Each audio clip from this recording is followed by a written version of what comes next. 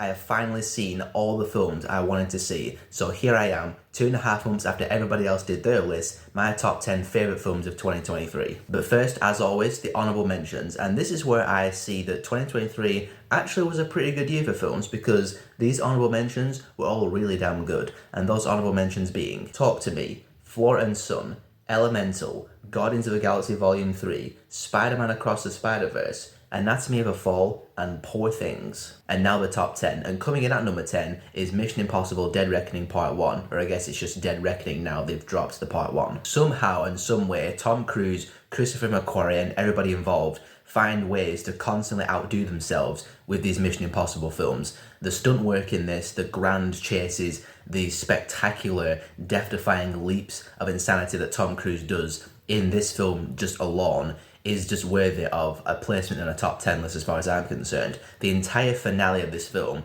with the train dangling off the bridge, it still has my heart in my mouth every time I watch it. It's just one of the most suspenseful, awe-inspiring set pieces I've seen in an action adventure film for quite some time. Coming in at number 9 is one of the most surprising films of 2023, and that's Godzilla Minus One. I was really blown away that there was a monster film made where the human characters were relevant and compelling and mattered, and it wasn't just Godzilla mayhem and destruction for the sake of awe-inspiring spectacle. That was that, don't get me wrong. The Godzilla action in this was just insanely awesome. It's probably the best that's ever been put to the screen.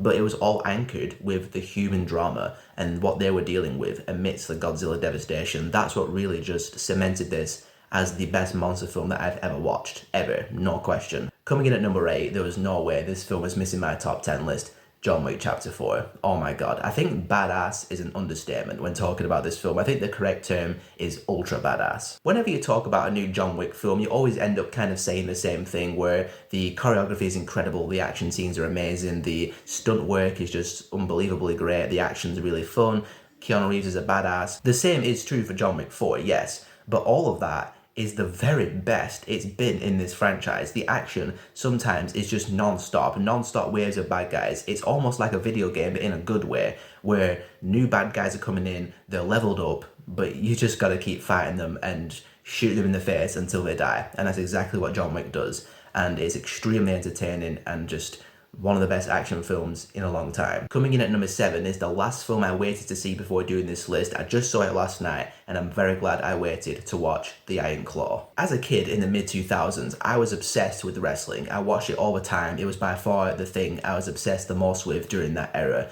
And I had heard of the Von Erich name because I think one of them was a playable character in the Legends of Wrestling game on PS2. So when I heard they were making this film, I was just automatically interested. Oh my god. I was not aware of the Von Erich curse and the tragedy that befell this family. The first half of this film I actually thought was quite enjoyable, watching the Von Erich brothers try to move up the ranks of the professional wrestling division. But then the second half is just one massive emotional gut wrench, no pun intended, because just watching this family suffer tragedy after tragedy, it's heartbreaking just seeing how much this family went through. And looking into the story after watching the film, it turns out there was another family member, another Von Erich brother, who also died. It's like, how is this a real story? The emotional weight and the emotional resonance is just off the charts in The Iron Claw, and I can't believe it got 0 Oscar nominations. Somebody made that make sense to me. Number 6, I'm trying to think of some witty, clever lead into this one. Something about Nicolas Cage being the man of my dreams or something. I don't know. Dream scenario, that's my number 6. I know a lot of people responded to this as a comedy. And I see why, because there definitely is a lot of funny parts in the film. Lots of funny lines and funny moments derived from the quirkiness and the weirdness of the premise. But I honestly responded to this film mostly as a drama. Watching Nicolas Cage's character's life fall apart because of this epidemic of him appearing in everybody's dreams, I found it quite effective emotionally. Again, when his life starts falling apart because of his whole dream thing, and he's losing his job, he's getting, ostracized in public, I actually felt really bad for Nicolas Cage's character, which is a testament to, of course, Nicolas Cage's performance, but also the writing. They managed to make it odd and quirky and funny in the ways you'd expect it to when you hear the premise, but surprisingly emotional and compelling in ways you probably wouldn't expect when you hear that premise. And it has a lot to say about cancel culture and all that, and it just makes it surprisingly relevant, because if this actually happened, I think it would go down like this. Coming in at number 5 is Killers of the Flower Moon. Now, I didn't do a video for this film when it came out because at the time I was dealing with problems up here and I just couldn't muster up the enthusiasm to make a video. But the film did stun me and stagger me because of the story, which I was not aware of prior to the film, surprise. But it's a very ugly story about humanity. And that's what really kind of stuck with me about this story, is just the lengths that human beings would go to purely out of greed. And it being Martin Scorsese, you know, the filmmaking is just the best of the best. And Leonardo DiCaprio's amazing in it, Robert De Niro's amazing in it, but Lily Gladstone is the breakout sensation, possibly of the whole year. You definitely feel the 3.5-hour runtime. That's the one thing that held this film back from being incredible in my eyes, and I'm not sure how it's going to play out on the rewatch because I haven't rewatched it yet. But still, this is one of those films that came out that really did feel like a film and not a movie. Number 4 is another film I didn't do a video for because I saw it way too late, and I'm very excited to finally talk about this film in a video, and that's Past Lives. This film, man, just wow. Such a gentle and tender film in its approach and its execution, so it's very easy to watch and easy to digest. I love the relationship in the film between the two main characters. The story in general was just really nice to watch. But I gotta say, this film really affected me unlike any other film that came out in 2023 because of the central story of two friends who kind of drifted apart and didn't see each other for many years, and then one of them reaches out to the other and they kind of reconnect, rebond, and kind of rekindle that friendship. That really affected me and spoke to me, considering things that have happened to me in my personal life in the past year. Watching these two friends reconnect and rebond after a lot of time apart and not seeing each other, it makes you think about the what ifs in your life and the friendships and the relationships in your own life that have maybe come to an end, friendships and people in your life that have kind of drifted out of your life and you've drifted apart from. And it's a very bittersweet film in that regard. This was Celine Song's directorial debut, and it's got to be one of the most impressive directorial debuts in recent memory, because for a film to just stick with you like that after all these months, stupidly impressive. If you haven't watched Past Lives yet, go watch it. Just watch it. Number 3 is Air. God, I love this film. I love seeing a biopic about a story that is just feel good and is full of optimism. A story about going after what you believe in, no matter the cost, no matter the risk. I'm an 80s nutcase. I love the look and vibe and aesthetics and the music of the 80s, and this film was just like a wet dream for me in that regard. The soundtrack of Air, one of the best of any film that came out in 2023. The production design, all of it, top notch, loved it. I love me a really good, thick, emotional drama like a Killers of the Flower Moon or like The Iron Claw. But films like Air that are just so breezy and relaxed, these are the films that just really do it for me. And I can see this becoming a comfort film over time.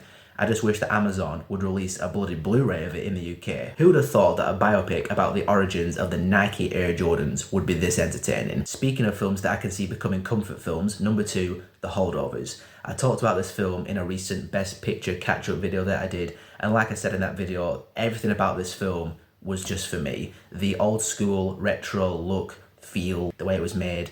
Paul Giamatti was brilliant in the film, as was, Dominic Sessa, Divine Joy Randolph. The main relationship between Paul Giamatti and Dominic Sessa was wonderful. I love the warm vibes of it, but also the melancholic, bittersweet vibes as well, because similar to Past Lives, it's one of those films that makes you think about your life and what's led you to where you are now and decisions you want to make to further your life into different directions and all that kind of stuff. It's kind of funny, but also kind of sad how nowadays films like The Holdovers and Killers of the Flower Moon that feel like they were made in the past and harken back to the filmmaking style of a bygone era feels refreshing in this modern age of glossy CGI heavy blockbusters. I still look forward to some franchise films, but nowadays I do find myself getting a bit more excited for films like The Holdovers. You hormonal vulgarian. One of my new favourite insults. Which brings me down to my number 1, and at this point it's kind of a foregone conclusion what my number 1 film of 2023 is.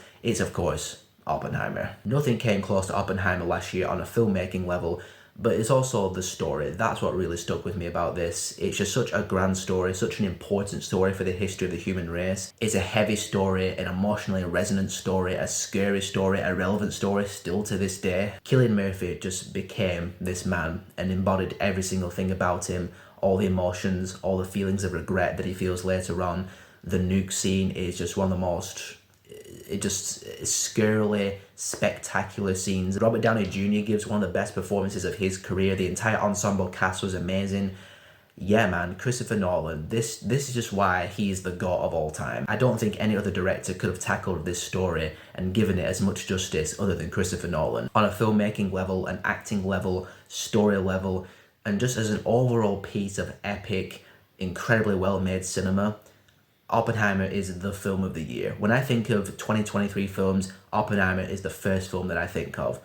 It was just outstanding in pretty much every way, and thus it is my number one film of 2023. So there you have it. Those are my top 10 favourite films of 2023. Apologies for the video being way late compared to everybody else's back in December, but I just had to see these late release films. And even though they just came out in the UK, like The Iron Claw and The Holdovers, I still mentally count them as 2023 films because that's just how I'm wired.